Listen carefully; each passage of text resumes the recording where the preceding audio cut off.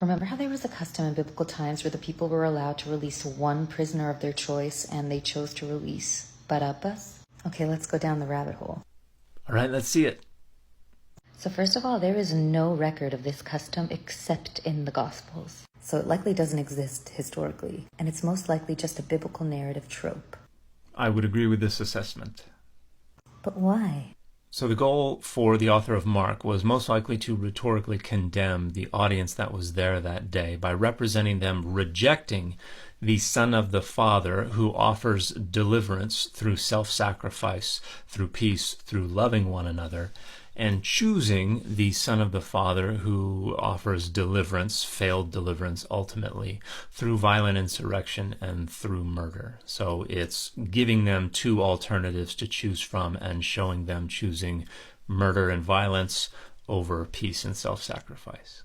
Now, first of all, Barabbas is mentioned in all four Gospels. Matthew calls him a notorious prisoner. Mark and Luke tell us that he's one of the rebels, the ones that fought against the Roman occupation and allegedly committed murder. And John, whose whole Gospel is really more of a poem than anything else, hence why we call the other three books the synoptics. So the designation synoptic has nothing to do with literary genre or with the poetry of John. It has to do with the fact that Matthew, Mark, and Luke all use the same basic narrative framework and share a lot of the same stories. They're more closely linked to the same sources. And so synoptic means to see together. And so they look very similar, whereas John uses a different narrative framework. For instance, it's a 3-year ministry that Jesus has rather than a 1-year ministry. And John tells a lot of different stories. And so John is an outlier, does not see together with the other 3 Gospels. John just calls him a bandit.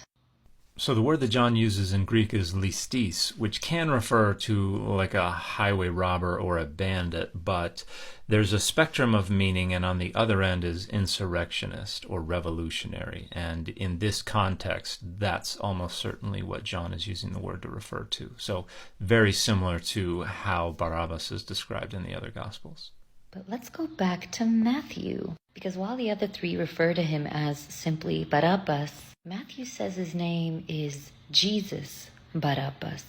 And remember that he said Barabbas was a notorious prisoner. But the funny thing is that Barabbas isn't mentioned anywhere else in the Bible. Well, most likely because Barabbas is not a historical figure.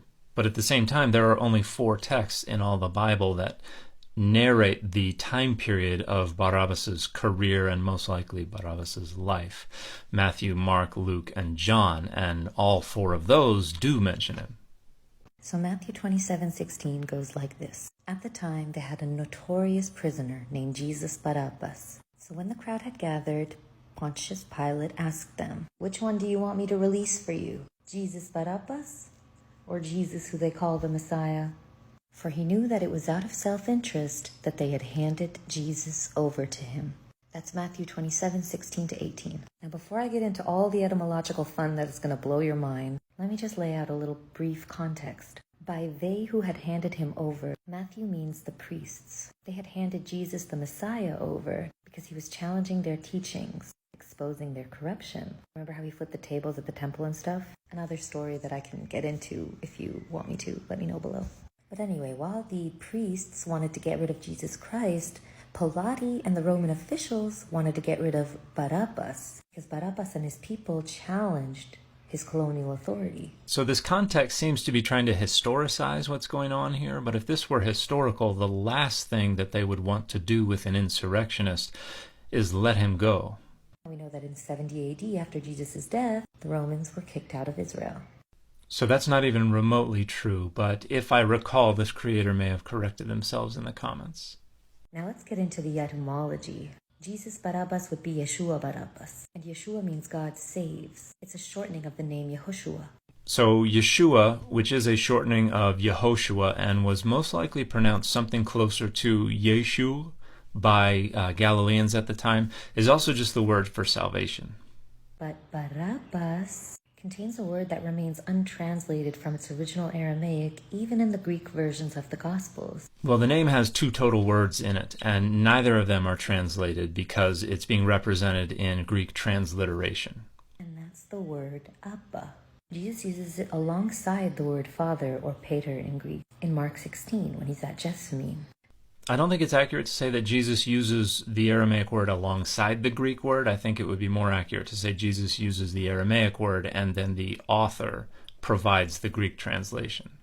Praying that God take this cup from him. And bar in Hebrew and Aramaic means son. So Jesus Barabbas is Jesus, son of the Father. And Abba isn't just any father, it's the Father of all. And Jesus was the only one who referred to him that way, to speak to him so intimately. So neither of these claims is true. The Aramaic word Abba can be found in all kinds of different 1st, 2nd, 3rd, 4th, 5th century CE Aramaic texts, including the Targumim, the Babylonian Talmud, early Christian Aramaic and Syriac texts. It is found in reference to human fathers, human ancestors. It can be used figuratively as a reference to the creator of something or the origin or source of something as the father of that thing. And while it is more rare than other ways to reference God, because it is a bit more intimate, there are a number of different figures who use that term as a reference to God. Jesus is not the only one. And Jesus Christ was often referred to as the Son of God or the Son of the Father. So there's only one verse in all the Bible I can find that refers to Jesus as the Son of the Father, and that's the 3rd verse of the 1 chapter of the 2nd epistle of John.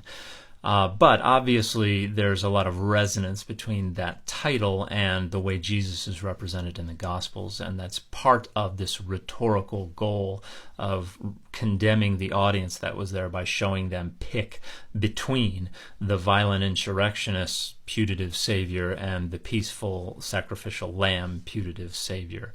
Having said that, the names Barabbas and Abba are also known from this time period, so it can also just be a personal name. It does not necessarily have to refer to the conceptual undergirding of Jesus as the Son of God and the Son of the Father. So who was crucified that day? Jesus, Son of the Father, or Jesus, Son of the Father? So Matthew seems to be adding the name Jesus to bring that conceptual contrast closer to the surface, but that's the extent of it. And I don't know if this question is serious or facetious, but there's absolutely no case whatsoever to make that Barabbas was the one who was crucified.